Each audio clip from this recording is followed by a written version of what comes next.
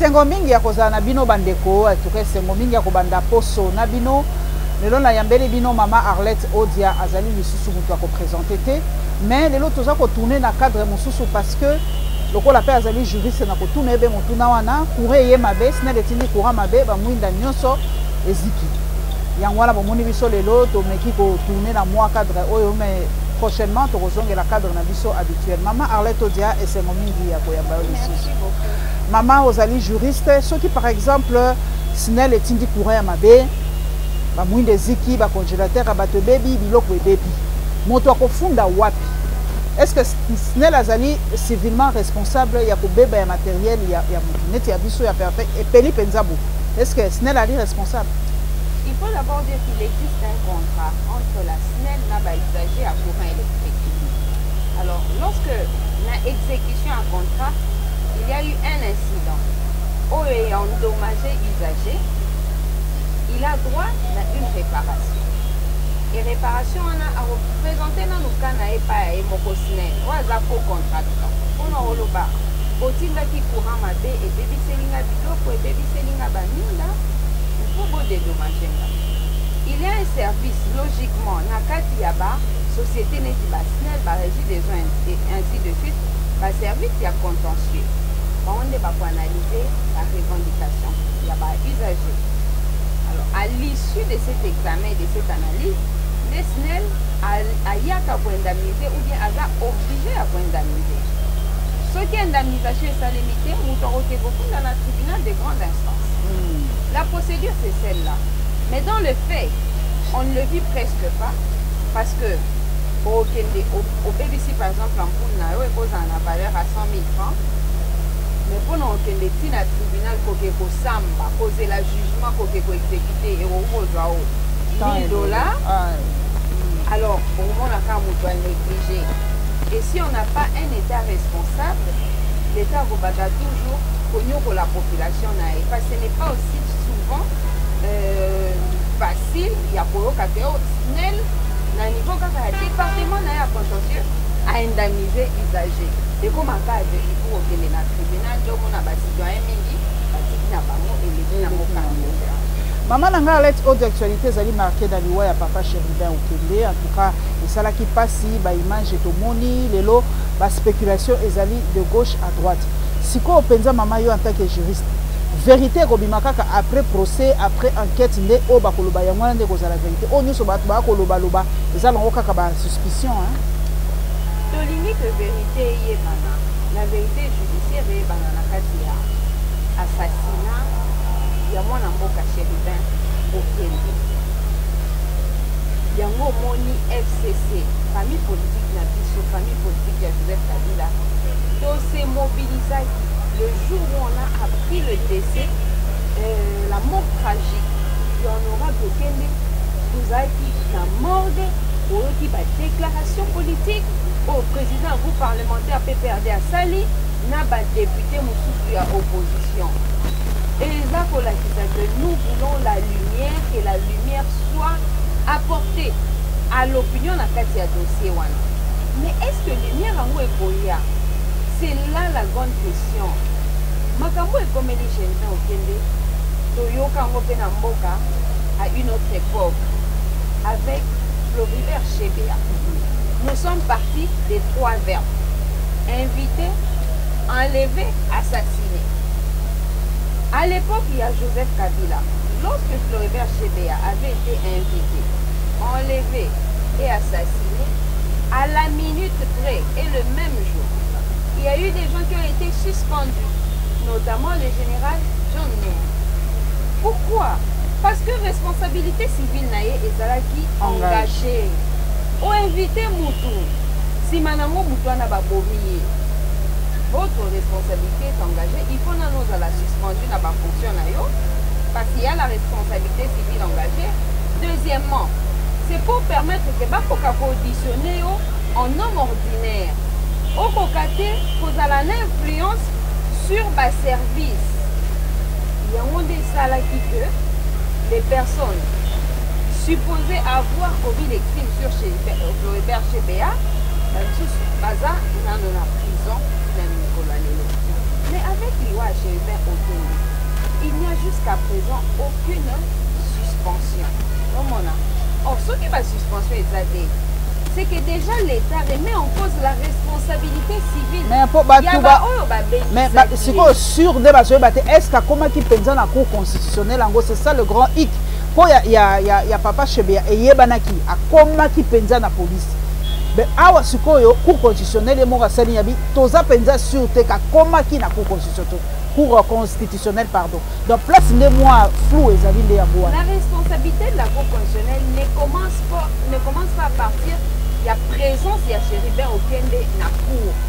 Elle commence à partir de l'invitation. Il a obengisi mutu. Mutuana si manango ba bomiye. C'est du fait de cette invitation qu'un collaborateur de Chérubin Okende s'est retrouvé à la Cour constitutionnelle. C'est du fait de cette invitation que lui-même, Chérubin Okende, est arrivé à la Cour constitutionnelle d'après les déclarations de son policier. S'il y a déjà une ou deux personnes qui vous disent que Chérubin Okende était à la Cour constitutionnelle, comment on pourrait remettre cela en cause pour la moto à lobby à monaki ou à monaki à lobby à Zalaï? Yo moniete, yo rotia te beneni kazalaki. Ça c'est un des deux. Si on a lu lettre, il y a des Chérubin Okende, on a déposé à 16h, 1 minute. Au moins, la question a caché n'a été. Ça suppose que c'est une lettre qu'il n'a pu signer que Nanzela, pas dans son bureau. Parce qu'on sait comprendre le souci de la personne. Souci des acquis que, Asenga répond à téléphone. Asenga répond, il y a date à rendez-vous par écrit. Et comme c'était déjà le jour suivant, il fallait qu'il y ait pour répondre à la Cour constitutionnelle. Il fallait qu'elle même le 12. Lettre n'a Kota. Et pour que Kota, il devait la signer. Et son collaborateur dit que ben imprimé na Batete là. Entre Batete là et la Cour constitutionnelle, c'est quelques mètres. Il est logique que ce monsieur ait accompagné son collaborateur pour gagner temps. Il était déjà à tôt qu'il devait à 16h. Les bureaux pouvaient se fermer. Il faut comment. Donc, Sokoyoki, au tali la manière dont les choses se sont passées et les dépositions, il y a un collaborateur naïe, il y a lieu de croire que M. Chérubin Okende était à la Cour constitutionnelle. Il faut la bande de Baza Rotuna. Mais wapi vidéo, ata vidéo ezate. Il y a enlèvement surtout balobi na Kinshasa, ata muto akosoli vidéo ezali, ata muto asali bo vidéo ezali, ndenge nini penza baza ko relever muto kwa Chérubin Okende wa yebana ata trace ya vidéo ezali te. Jimmy Kitenge, notre collaborateur, notre camarade du PPRD, il a été enlevé dans les mêmes circonstances. Tant on te dénonce qu'enlèvement naïe, bande copé baloba ka bongo. Oh wapi vidéo, wapi preuve que ba enlevé. Quelques jours après, toi qui Kokutae, la Katia Aner. Donc, ce n'est pas parce qu'il n'existe pas de vidéo que les faits n'ont pas été commis. La même chose dans Makambo Jimmy Kitenge. On disait Jimmy Kitenge a été enlevé. Les gens ont pris ça pour une blague. Aux vidéos, ils ont dit. Momo Moula pour notre camarade a été enlevé. Nos vidéos, ils ont dit. Les gens prennent ça pour des blagues. Ils sont nombreux. Ils ont été enlevés. On a dénoncé ces choses. On a vidéo, ils ont été wapi preuve. Bakenda Toré, tu vois, Batouana Nakatia Aner, il est encore en prison. C'est ainsi que je vous dis que Bison à FCC, nous sommes très préoccupés par la situation à DC Okende, parce que c'est une mort qu'on pouvait éviter. Si les gens qui sont au pouvoir, ils prenaient au sérieux la dénonciation voilà baza pour enlever acteurs politiques. Le pouvoir n'a jamais réagi. Les lots, les criminels ont copié l'exemple sur les services. Les criminels ont enlevé les citoyens lambda. Kidnapping est commis un fléau dans le cannabis. Si à l'époque, on a qui pouvoir que Tala va enlever Jimmy Kitenge, va enlever tel acteur politique et tel autre, et que des mesures avaient été prises, je ne pense pas que les criminels vont enlever Batu. Même Makambuyaba, invitation intempestive. Et comme les magistrats, avant d'aller dans le bureau, alors bien invité X, na inviter Y acteur politique. Alors que mibeko na biso ya mboka eza ko protéger ba acteur politique. Soko yebi que c'est un tel acteur politique. Aza na kati ya formation politique X ou Y. Makambo ozolandela ça intérêt à la politique.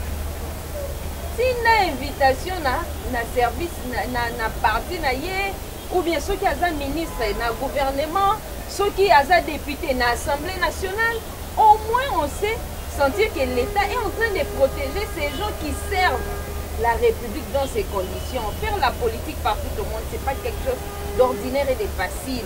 Il faut l'État à protéger Batouana. Siko, ils ont invité chez Okende. Suivant quelle loi et quel principe? Aucun. Baleki Nandela et Assemblée nationale. Alors ceux qui peut-être... Ça va être député en fonction, hein? Ceux qui lui en voulaient, en ont profité. Moi, je peux encore vous dire quelque chose. Vous voyez que les lots au Nakati Mboka, Moutoussokoza au pouvoir, les gens du pouvoir vous considèrent comme un homme ordinaire. Surtout les sous-sokoza en opposition. Nous avons assisté à une des réunions. Surtout en Nakati réunion, le secrétaire permanent reçoit un appel. Il y a Bandekoya, il y a service, je pense que ça devait être le commissaire provincial à la police. Pour dire non, Bozan a droit à couvrir ma plaque na binoté d'immatriculation. Non, c'est interdit pour tout le monde. En tout cas, ceux qui ma hiérarchie est précipitée sur instruction, que ceux qui te coûtent n'importe qui avec une plaque bâchée, et aux à la problème, les services vont vous interpeller. Pourtant, au Congo, on a conseillé, il y a présidence, il y a primature, il y a banine, il va couvrir la plaque na bango. Mais il y a une opposition. Mais quand ça là est comme un problème. Donc il faut que ceux qui osent se déplacer, même ceux qui vous en veulent, ils savent surveiller vos mouvements. Maintenant, qu'est-ce que fait l'État pour protéger les acteurs politiques? Donc, comme nous ne sommes pas au pouvoir, nous devons être exposés. Les lois, on est en train de compter la mort d'un député national, d'un ancien ministre. Ce n'est pas ordinaire, c'est très grave. Mais maman, arrête de dire que les lois boza koloba mais era chéribin au tango papa chebe ya pardon akufaka bato nyonso balobaka kezaka papa Kabila za koloba te bato nyonso basitaka e balobi eza penza donc John Mitala kaka relation bazalaka na papa Kabila donc cela va de soi. Mais les lois, est-ce que ça dit moi différent? Est-ce que le toko tanga comment mokonzi mboka toté pour ils ont créé moi polémique dans les réseaux parce que lobby ezaka le quoi ils allaient même motus operandi donc tina souka ezaka ndenge moko est-ce que ils allaient moi différence moqué? Est-ce qu'il y a une différence entre l'IOH Béana et l'IOH Ribin au Kenya? Je n'en trouve pas. Tous deux ont été invités, enlevés, assassinés. La responsabilité à la présidente et en la place dans la zone à partir de ce moment, la responsabilité civile, il y a autorité ou à Bengisaki est établie. La responsabilité politique, il y a Mokonzi Mboka, elle est en train d'être établie en fonction de la disposition au Mokonzi Mboka besoin. À l'époque, Joseph Kabila, sur les champs, il avait suspendu John Numbi. Il avait suspendu Batounaka inspection, il y a la police. Ça veut dire que le chef de l'État avait reconnu la responsabilité civile. Il y a Baoba Bengisaki Chebeya. Et pour ne pas engager sa responsabilité politique, les dispositions ont été prises pour que identifier Batou Oyo, Bakometaki Aktuana. La justice a été faite, les coupables ont été condamnés. Siko na Makamuya, chez Ribin Okende. La responsabilité civile Yabaoba Bengisaki, elle est établie. L'article 258, il y a code des obligations, tout fait quelconque de l'homme qui cause préjudice à autrui oblige celui par la faute duquel il est arrivé à le réparer. On dit tout fait quelconque de l'homme. Babi pas un mauvais fait. Non, n'importe lequel. Obengisi mutu. Nasi manango. Obengisa nao ezala malamu, ezala mabe. Du fait de ton invitation, les ennemis des chérubins Okende ont réussi à l'atteindre. Votre responsabilité civile est engagée. Sikoyo, est-ce que mokonzi ya mboka azwi bamesure pour que baoyo responsabilité civile na bango eza engagé bakoka kozala mi face ya baresponsabilité yango bakoka kozala placé dans les conditions de ne pas entraver à la procédure. C'est ça. Et en biso, nous voulons un débat qui soit vraiment rationnel. Lélo, ça va faire autant de jours que le regretté nous a quittés. Ce qu'autant si micro-baladeur Nanzela, au monde que les Congolais, ils n'attendent rien de notre justice. Moutounion soit comme le Baka. Ni une enquête internationale et ça les macaques. Enquête internationale et ça les macaques. Mais que sommes-nous maintenant en tant que pays? Que vaut encore notre justice? Même il y a des citoyens congolais que nous sommes.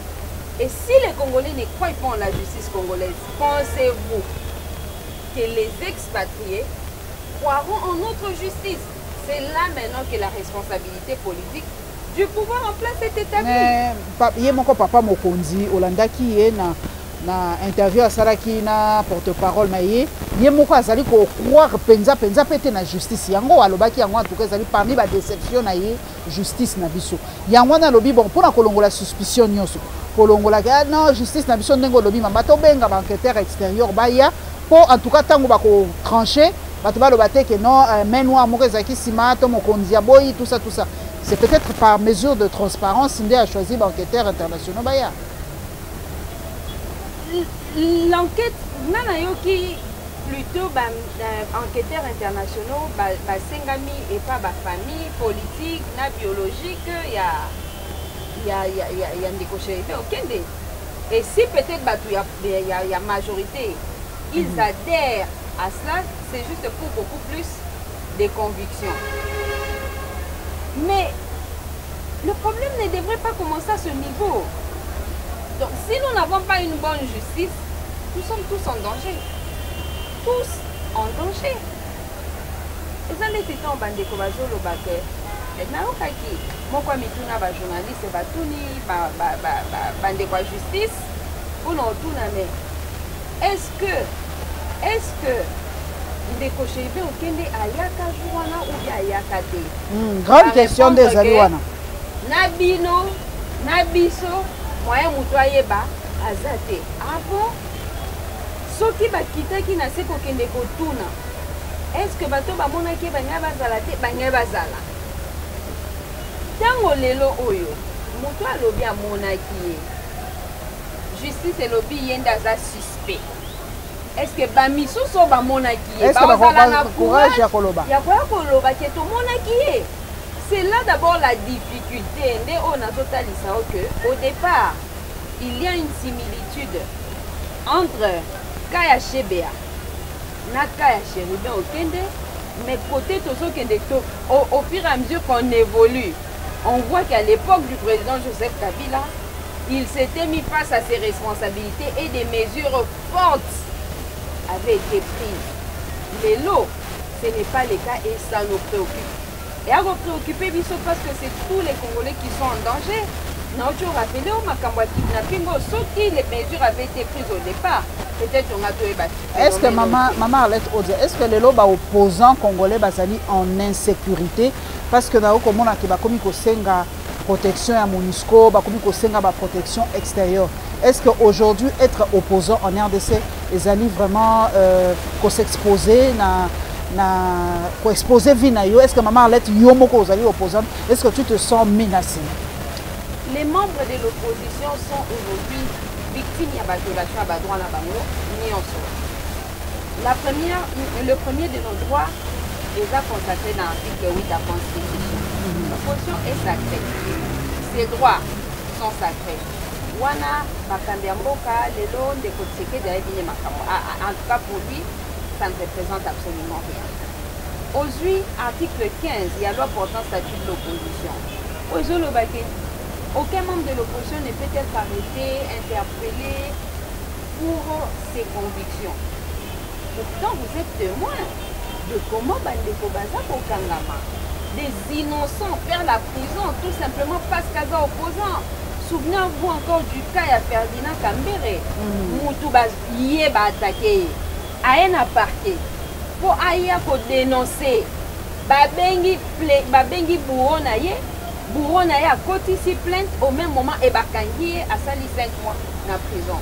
Le jour où on a condamné Ferdinand Kambere, j'ai dit sur les médias qu'on ne condamne pas un innocent. Quand on condamne un innocent, on s'attire la malédiction.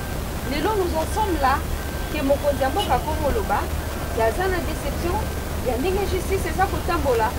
Mon condamné à Komoloba, Azana regret, ndenge coalition FCC cash et Kupaki, les fêtes bazumite kwa mboka batiango pembeni, lelo mboka eza kotambola susu malamu pe.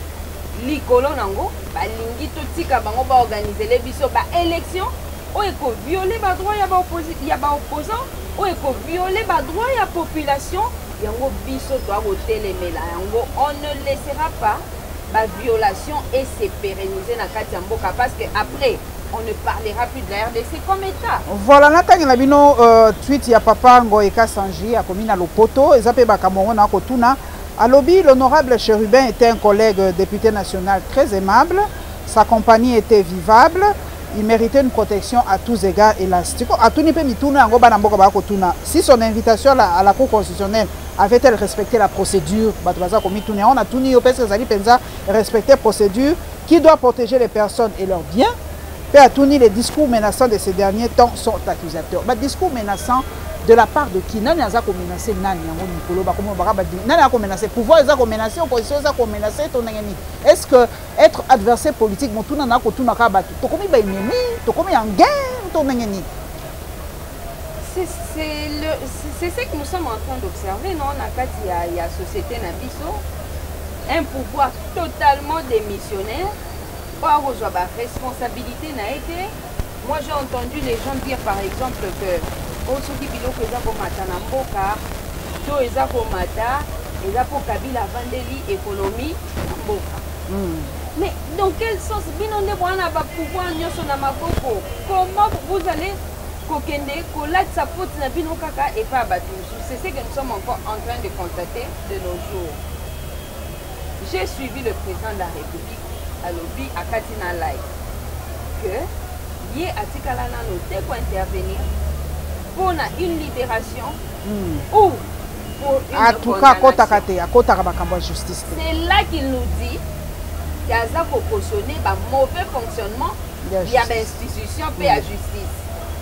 Le président de la République a l'obligation constitutionnellement établie ou consacrée. Il y a qu'à veiller au fonctionnement régulier. Il y a une institution, Yamboka. Quand quelqu'un est arrêté arbitrairement, le président de la République a l'obligation d'intervenir pour que cette personne soit libérée. Ça, c'est la Constitution. Et ça, interférence, la Constitution dit qu'il a l'obligation de veiller au fonctionnement régulier des institutions. Justement, ça va. Quand le pouvoir judiciaire bakangi Moutou injustement, libérer Moutou illégalement, le président de la République a le devoir, il y a constitution, il y a quoi intervenir pour que justice, tout le pouvoir judiciaire ait fonctionné régulièrement. Donc c'est une haute trahison. Silence, il y a président, ils allaient complice, c'est ça? C'est une haute trahison. Allez-y à l'article 154, c'est là qu'on vous dira que la violation intentionnelle de la Constitution par le président de la République ou le Premier ministre constitue une haute trahison. Yango biso tozobelela ka bandeko na biso parti bakangi bango injustement. Ferdinand Kambere a fait la prison injustement. Jimmy Kitenge a fait la prison injustement. Barnabé est en train de faire la prison injustement.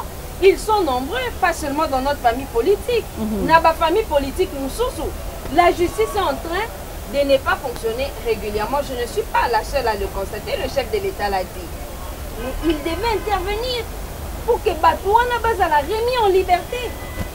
Jean-Marc Kaboundé en prison, c'est tout le monde qui en parle.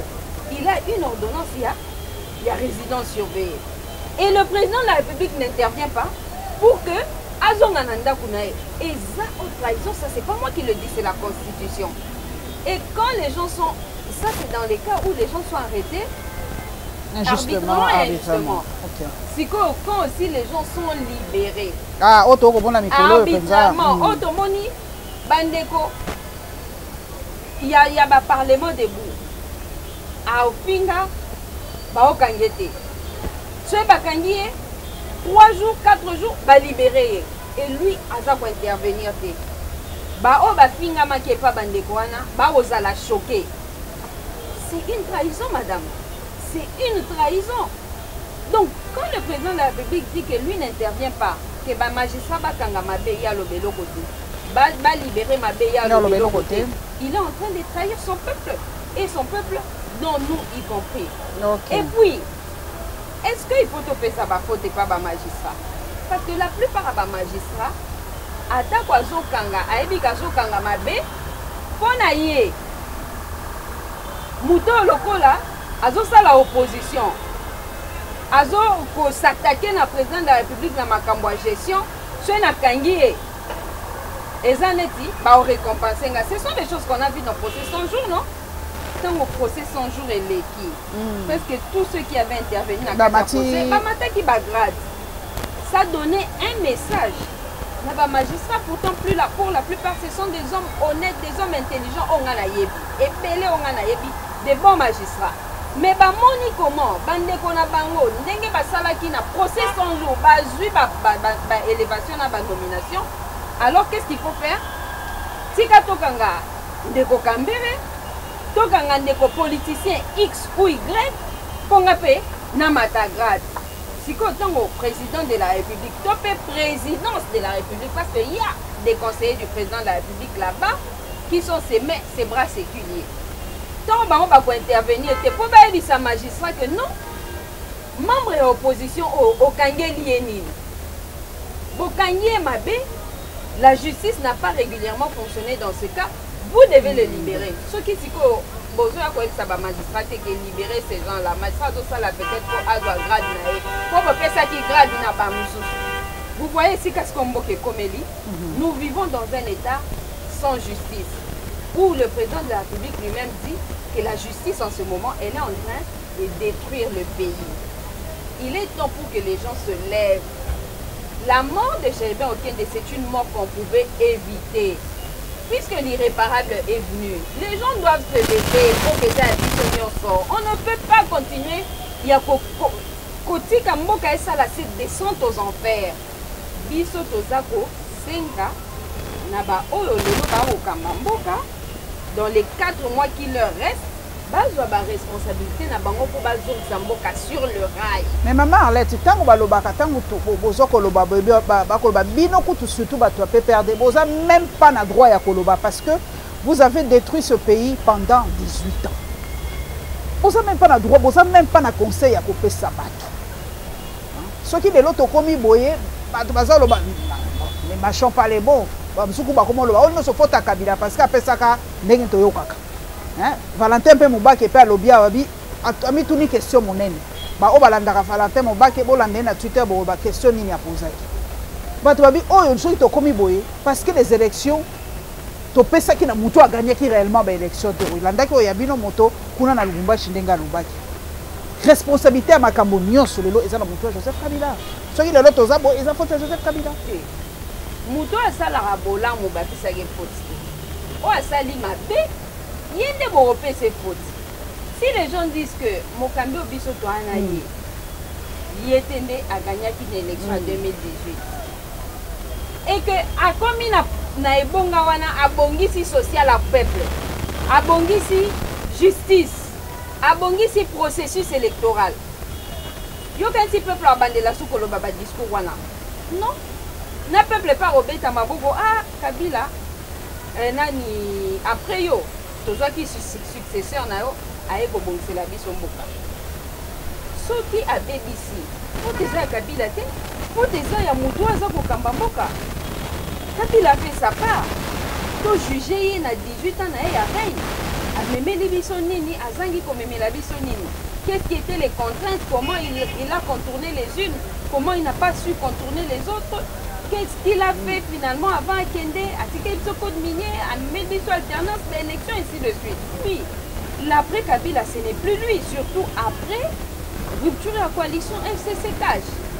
Donc, pour Nabiso, on continue à croire que le lendemain meilleur est ça possible. Mais pour que Eza la Congo, il faut que le peuple s'élève, le peuple a comprendre les responsabilités. Na kozonge la makambo susu ya violation à constitution par mokonzi ya mboka.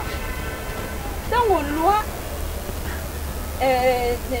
constitution lobby, il faut qu'on respecte les droits de l'opposition politique. Article 8. Loi qui organise la CENI et lobby que 4 membres de l'opposition, il faut que la déléguer et pas ya membre de l'opposition. Si l'Assemblée nationale est même liée au PV à désignation. Nakati nango omoni ba PV ya opposition te. O signé au promulgué ango ordonnance présidentielle ya nomination ya ba membre o ya CENI. Au violer l'article 67, 69 de la Constitution, où il faut veiller à fonctionnement régulier de l'institution. Et cette fois-là, l'institution, c'est laquelle? C'est l'Assemblée nationale. Aïe, ba PV est irrégulier. La Constitution dit qu'il faut veiller au fonctionnement régulier de l'institution. Les yo, au signé en gros, au trahir peuple. Il y a un cas bison de tozo lobela, bison tozo le la kaka cœur, mboka.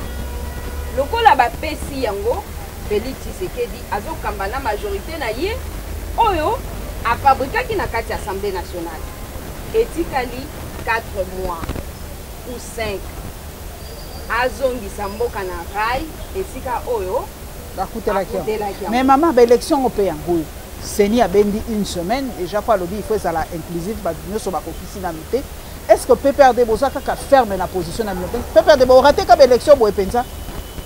Na batabwana nyo sobozana uyango batu bazokatisa mingi lobi na mona ki papa show kitundu ake ko sala oya ye ko déposer ya ye kombo na CENI a continuer sacré hein ezali sécurité batu mingi na komona batu mingi bakei po balobi tokozanga pe kaka boité silence pe ya papa Kabila eleki donc na mutaza na vie na ye siko bino bon donc maman leto dia pe kaka boy sili kama ele ga boy député te maman Paulette élection en décembre 2023 ezali. Oh.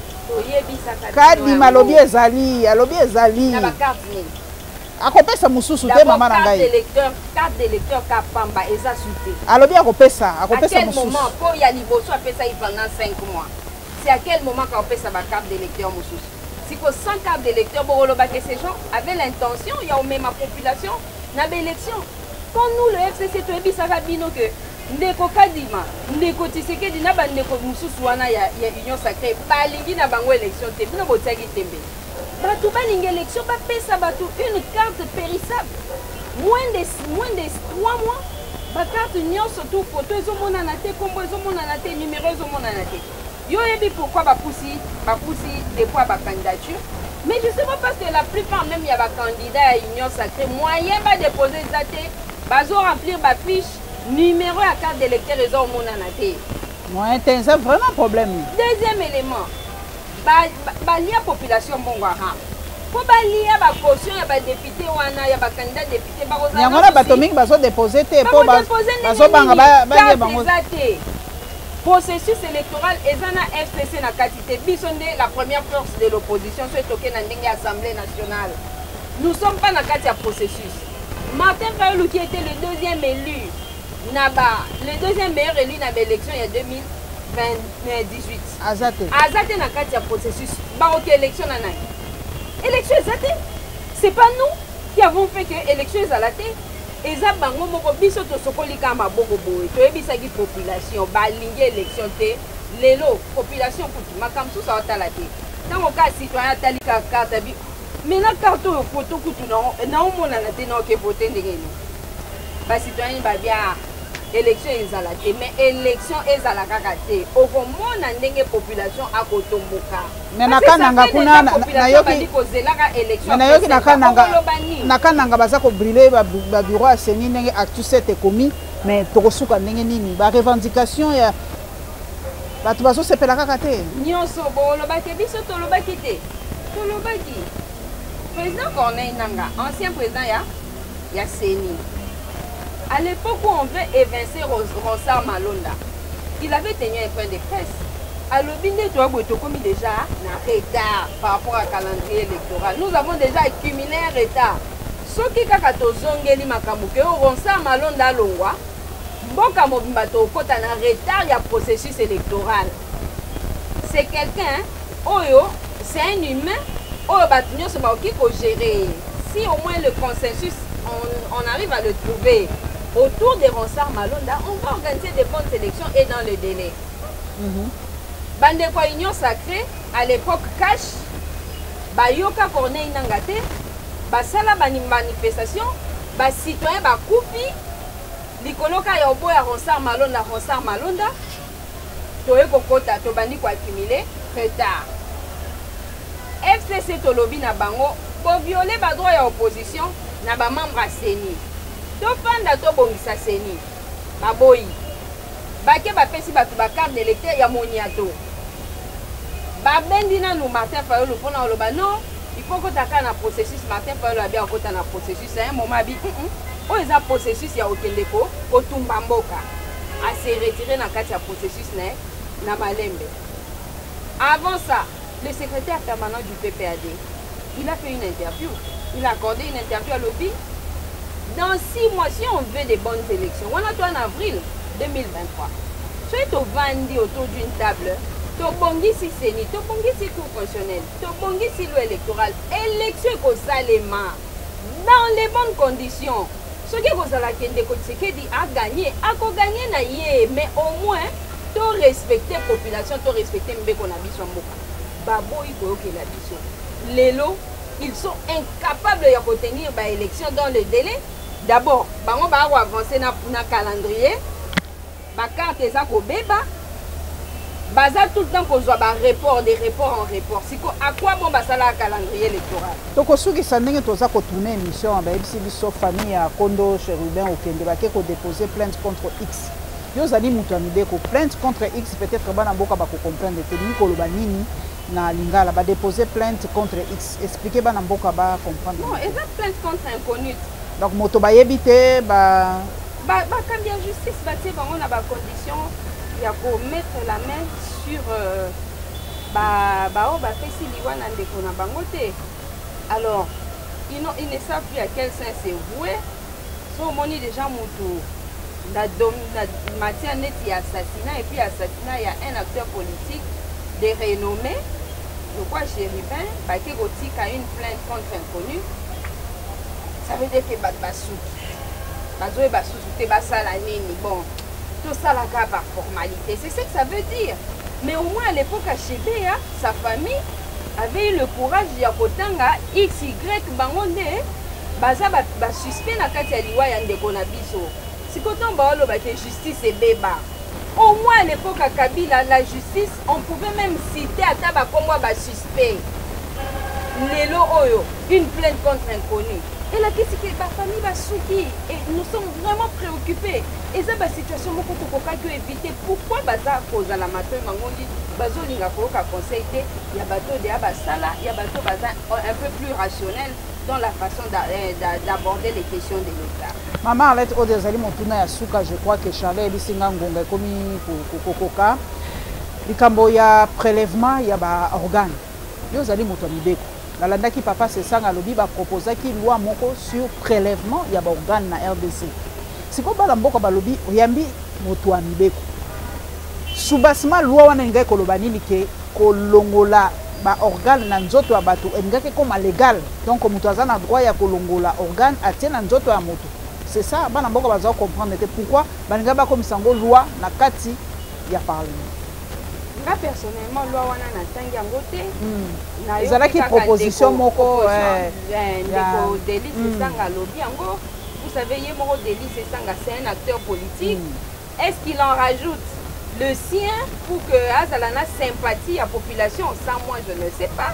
Mais tout ce que je peux déplorer est qu'il y a des familles dans ce pays oyo bato bakenda pe bazonga.